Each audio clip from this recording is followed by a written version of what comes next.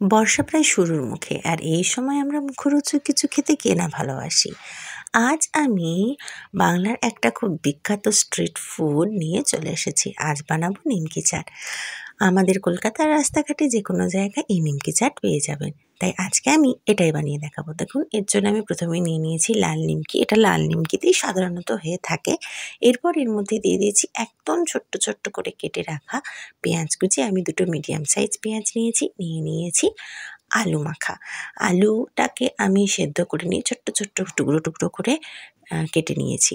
এরপর এর মধ্যে দিয়ে দিচ্ছি টমেটো কেচাপ, মানে টমেটো সস যেটাকে আমরা বলি। আর এরপর দিয়ে দিচ্ছি এখানে মেয়োনিজ। আমার কাছে টক দইটা ছিল না, আর মেয়োনিজ দিলেও কিন্তু এটা খেতে বেশ দারুণ লাগে। তো দিয়ে দিচ্ছি মেয়োনিজ। এরপর এটাকে ভালোভাবে মিশিয়ে নেব। তো তার আগে দিয়ে দিচ্ছি অল্প একটু চাট মশলা।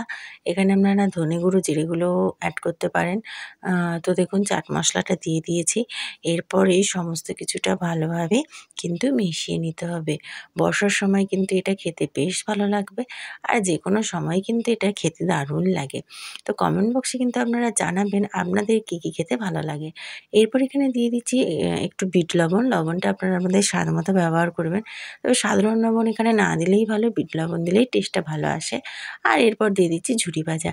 আমি কিন্তু এই সরু ঝুরি ভাজাটা কোনো কিছু না দিয়ে এমনিই খেয়ে নিই। আপনারা বাড়িতে কী করেন তা কিন্তু অবশ্যই আমাকে জানাবেন। এরপর সমস্ত কিছু ভালোভাবে মিশিয়ে নিচ্ছি। ভালোভাবে একটা হাতার সাহায্যে সমস্ত কিছুটাকে এইভাবে মিশিয়ে নেবেন।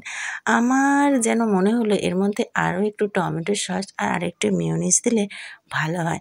তো সে কারণে আমি এখানে আরও একটু টমেটো সস আর একটু মেয়োনিজ অ্যাড করে দেবো।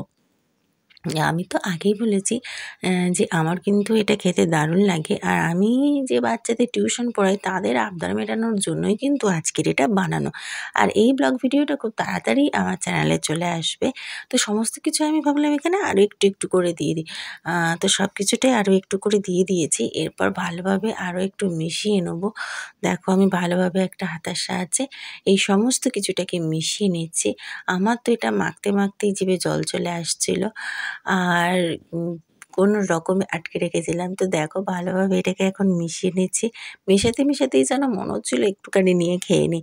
তো এই একটা অবস্থায় যখন মেশানোটা প্রায় কমপ্লিট হয়েই গেছে আমার, এরপর এটাকে আমি একটু একটু করে দিয়ে দেবো। আর যেহেতু আমার কাছে বললাম আগেই যে আমার কাছে যারা টিউশনে আসে এটা তাদের আবদার মেটানোর জন্য ছিল। তো দেখো, তারাই এখন আমাকে ভিডিওটা বানিয়ে দিচ্ছে, সেজন্য হয়তো একটু হাতটা কাঁপছে। তোমরা কিন্তু কেউ কিছু মনে করো না।